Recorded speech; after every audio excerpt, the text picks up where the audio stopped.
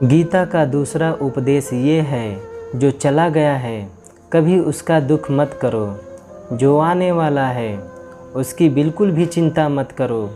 जब महाभारत का युद्ध चल रहा था, अर्जुन ने श्री कृष्ण से कहा, अगर ये युद्ध हुआ तो करोड़ों लोग मारे जाएंगे। जो सैनिक और योद्धा युद्ध में मारे जाएंगे, उनकी स्त्रियों का क्या होगा?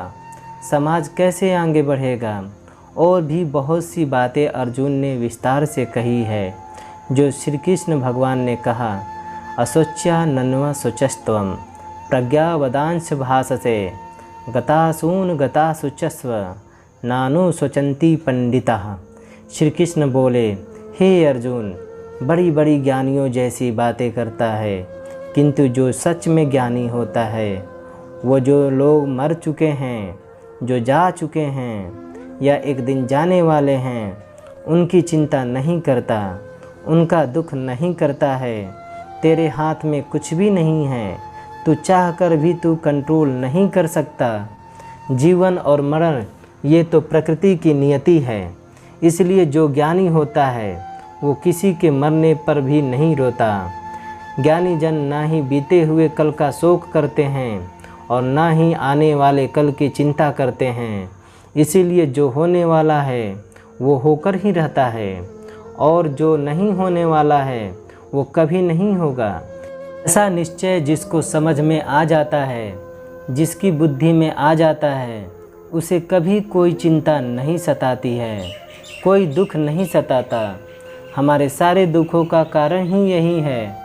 या तो हम वक्त जो गुजर चुका है उसे सोच सोच कर परेशान होते रहते हैं, यहाँ भविष्य की चिंता कर कर के खुद को बीमार कर देते हैं, नष्ट कर देते हैं। गीता का ज्ञान हमें यही सिखाता है, ना तो हम बीता हुआ कल बदल सकते हैं और ना ही आने वाले कल पर कंट्रोल कर सकते हैं। हमारे हाथ में सिर्फ वर्तमान है, सिर्फ आज का पल है। हमारे 98% तनाव और चिंताएं भूतकाल और भविष्यकाल के बारे में सोचते रहने से होता है। हम हमेशा उसी में जीते रहते हैं, मगर वर्तमान में कभी नहीं जीते, उस पल को कभी नहीं जीते। जब आप वर्तमान आप पूरा आनंद लेना सीख जाओगे, तभी आपके ज़िंदगी से तनाव कम होगा, चिंताएं खत्म होगी। वर्तमान में जीना एक बहुत बड़ी उपलब्धि है। हमारे हाथ में सिर्फ आज का ही पल है। हमें जो भी करना है आज ही करना है। कभी यह सोचकर समय नष्ट नहीं करना चाहिए, अभी मेरे पास बहुत समय बचा है। एक गुरुजी ने अपने एक शिष्य को पारस का पत्थर दिया। उनका वो शिष्य बहुत आलसी था, हर काम को कल पे टाल देता था।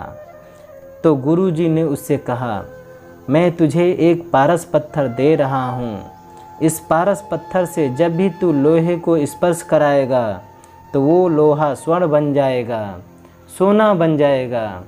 और ये पारस पत्थर मैं तुझे 1 महीने के लिए दे रहा हूँ। जब 1 महीना समाप्त हो जाएगा तब मैं ये तुझसे पत्थर वापस ले लूँगा।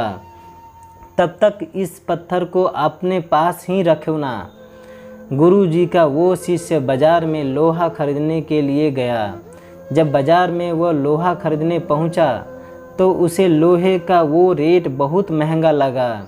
उसने कहा, थोड़े दिन रुक कर ले लूँगा, जब लोहे का रेट कम हो जाएगा। और उसके इस बुद्धि में ये बिल्कुल नहीं आया कि इस लोहे को मैं सोना बनाकर बहुत अधिक धन बना सकता हूँ। लेकिन उसकी मन की सुस्ती, उसके मन का आलस्य, उसकी वजह से उसने उस काम को कल पर टाल दिया। ऐसे ही करते करते पूरा महीना समाप्त हो गया। फिर गुरुजी ने उस शिष्य के पास आ पहुँचे, तो बताओ तुमने कितना सोना बनाया? बोला कि मैंने अभी सोना बनाना शुरू भी नहीं किया। तो गुरुजी ने कहा, मुझे वो पारस पत्थर वापस चाहिए। शिष्य बोला कि नहीं, थोड़ा वक्त दीजिए, मैं थोड़ा सोना बनाना चाहता हूँ।